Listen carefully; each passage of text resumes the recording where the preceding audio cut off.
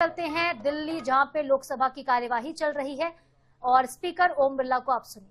जब भी कुछ माननीय सदस्य सदन की मर्यादाओं के विरुद्ध आचरण विहार करते हैं, तब सदन की मर्यादा बनाए रखने के लिए मुझे कठोर निर्णय और व्यवस्थाएं देनी पड़ती है।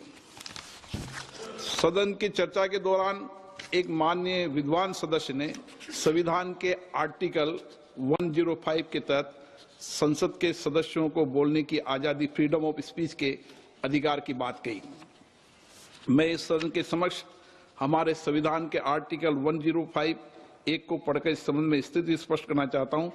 105 इस संविधान के उपबंधों और संसद की प्रक्रिया का विनियम करने वाले नियमों और स्थायी आदेशों के अधीन रहते हुए संसद की फ्रीडम ऑफ स्पीच होगी।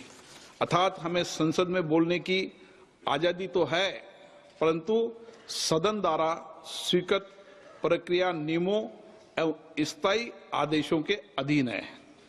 नियम 352 के 11 के उपनियमों में माननीय सदस्यों के लिए विस्तृत निर्देश अंकित है। सदन में बोलते समय किन किन बातों का ध्यान रखना चाहिए, किस प्रकार के तथ्य और किस प्रकार के वाक्यों को नहीं बोलना चाहिए। चर्चा के दौरान अध्यक्ष पीठ के द्वारा प्रतिपक्ष के कुछ सदस्यों ने माइक बंद करने का विषय भी उठाया।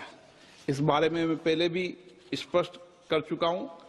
आसन के पास कभी भी माइक ऑफ या ऑन करने का बटन नहीं होता है। प्रतिपक्ष के माननीय सदस्य भी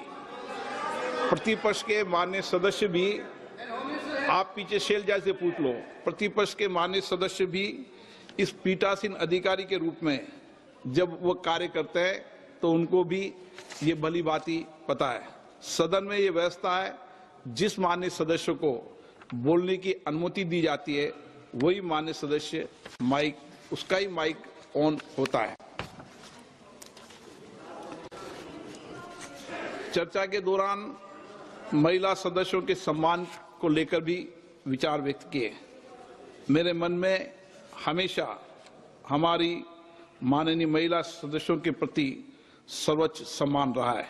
मेरा हमेशा ये प्रयास रहा है हर माननीय महिला सदस्य को सदन में बोलने का पर्याप्त अवसर दे और पर्याप्त समय दे, और प्राथमिकता के आधार पर भी मैंने हमेशा महिला सदस्यों को बोलने में प्राथमिकता दी है। मुझे इस बात का गर्व है कि मेरे अध्यक्षीय कार्यकाल में सबसे ज्यादा महिला सदस्यों ने और सभी महिला सदस्यों ने अपने विचार रखे हैं।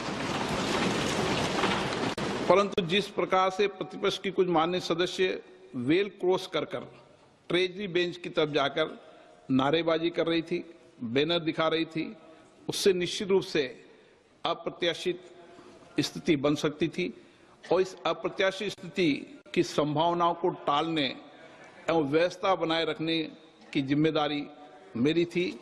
इसीलिए मैंने सदन के नेता को सदन में बोलने का नहीं आने का आग्रह किया।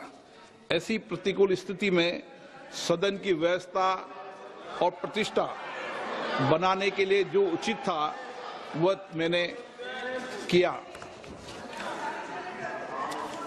माननीय सदस्यों से ये भी कहा गया कि प्रतिपक्ष के माननीय सदस्यों को पर्याप्त अवसर नहीं मिलता।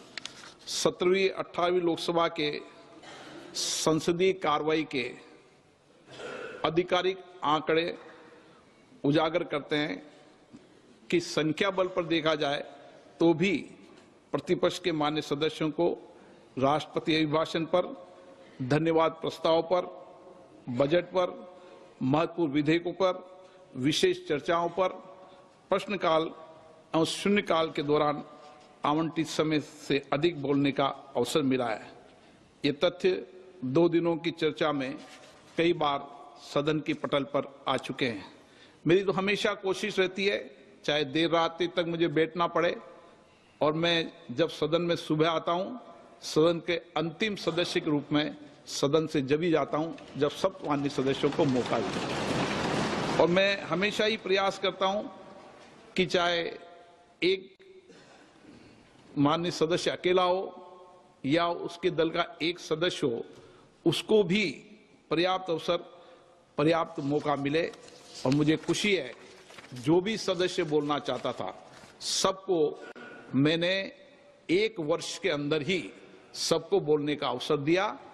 बुलाकर कहा कि आप बोले, कोई भी ऐसा माननीय सदस्य है जो बोलना चाहता हो और मैंने अवसर नहीं दिया, ऐसा कोई उदाहरण सदन के पटल पर नहीं रख सकता। कुछ माननीय सदस्यों ने निलंबन का विषय उठाया, अभी भी उठाया। मेरा हमेशा प्रयास रहा है कि मैं किसी सदस्य का निलंबन नहीं करूं। मेरा दल से ऊपर उठकर भी मेरे सभी सदस्यों से